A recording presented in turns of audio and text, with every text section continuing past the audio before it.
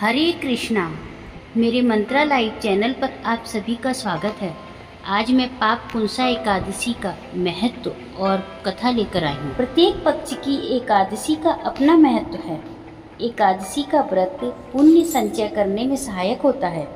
प्रसिद्ध एकादशियाँ जैसे कामदा एकादशी, पाप मोचनी एकादशी, बरूथनी एकादशी, कमला एकादशी, मोहिनी एकादशी, अपरा एकादशी, रंगभरनी एकादशी, निर्जला एकादशी, योगिनी एकादशी, देवशैनी एकादशी, पवित्रा एकादशी, अजा एकादशी, पद्मा एकादशी, इंदिरा एकादशी, पापकुंशा एकादशी, रमा एकादशी, देव प्रबोधिनी एकादशी, उत्पन्ना एकादशी, मोक्षदा एकादशी, सफला एकादशी, पुत्रदा एकादशी, सटतिला एकादशी, जया एकादशी, विजया एकादशी, आमल की एकादशी, प्रमोदिनी। एक ही दशा में रहते हुए अपने आराध्य का अर्चन बंदन करने की प्रेरणा देने वाला ही व्रत एकादशी व्रत है। प्रत्येक मास में 2 एकादशी होती हैं। अमावस्या और पूर्णिमा के 10 दिन बाद 11वीं तिथि एकादशी तिथि कहलाती है। एकादशी का व्रत पुण्य संचय करने में सहायक होता है। प्रत्येक पक्ष की एकादशी का अपना महत्व है।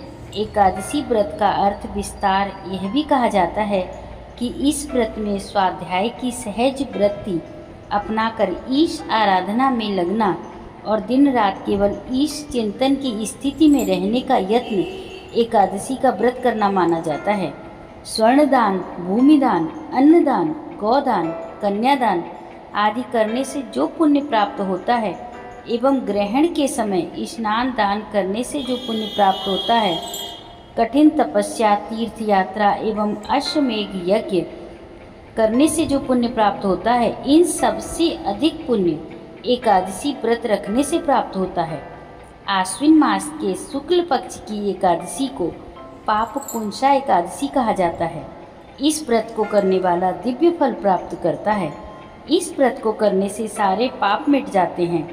इस एकादशी का व्रत करने से यमलोक के दुख को सहन नहीं करना पड़ता।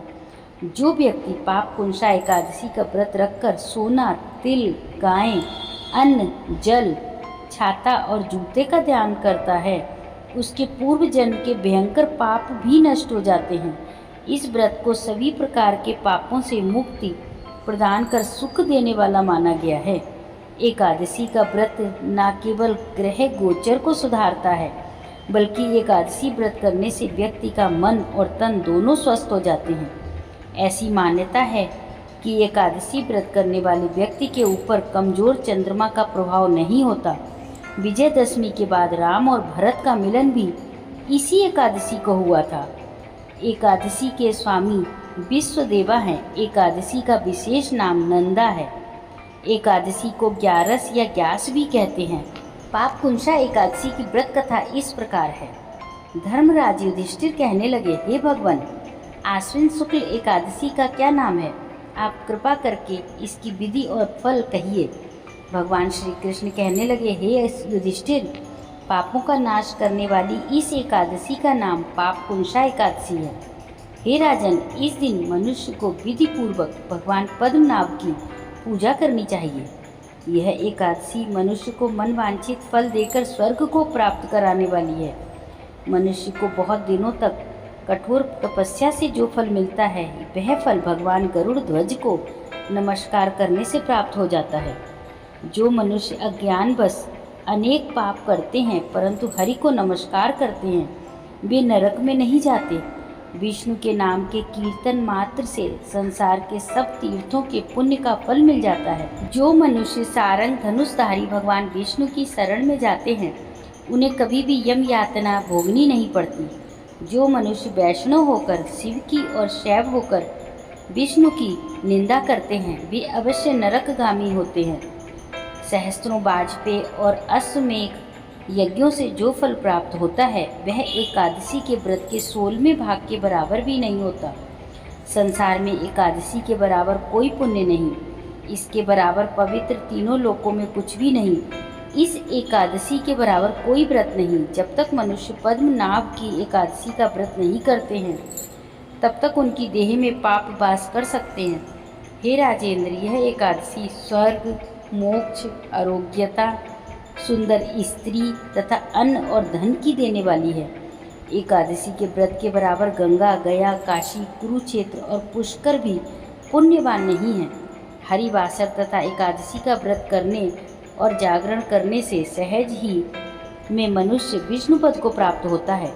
हे युधिष्ठिर, इस व्रत के करने वाले 10 पीढ़ी मातृपक्ष, 10 पीढ़ी पितृपक्ष, 10 पीढ़ी स्त्री पक्ष तथा 10 पीढ़ी मित्र पक्ष का उद्धार कर देते हैं।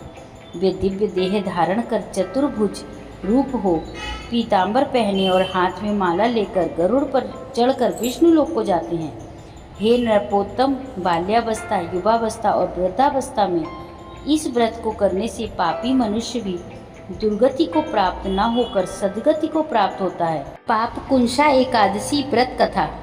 प्राचीन समय में विंध्य पर्वत पर क्रोधन नामक एक बहेलिया रहता था। वह बड़ा क्रूर था। उसका सारा जीवन हिंसा, लूटपाट, मद्यपान और गलत संगति पाप कर्मों में बीता। जब उसका अंतिम समय आया तब यमराज के दूत बहेलिये को लेने आए और यमदूत ने बहेलिये से कहा कि कल तुम्हारे जीवन का अंतिम दिन है, हम तुम्हें कल लेने आएंगे। यह बात सुनकर बहेलिया बहुत भयभीत हो गया और महर्षि अंगिरा के आश्रम में पहुंचा और महर्षि अंगिरा के चरणों पर गिरकर प्रार्थना करने लगा।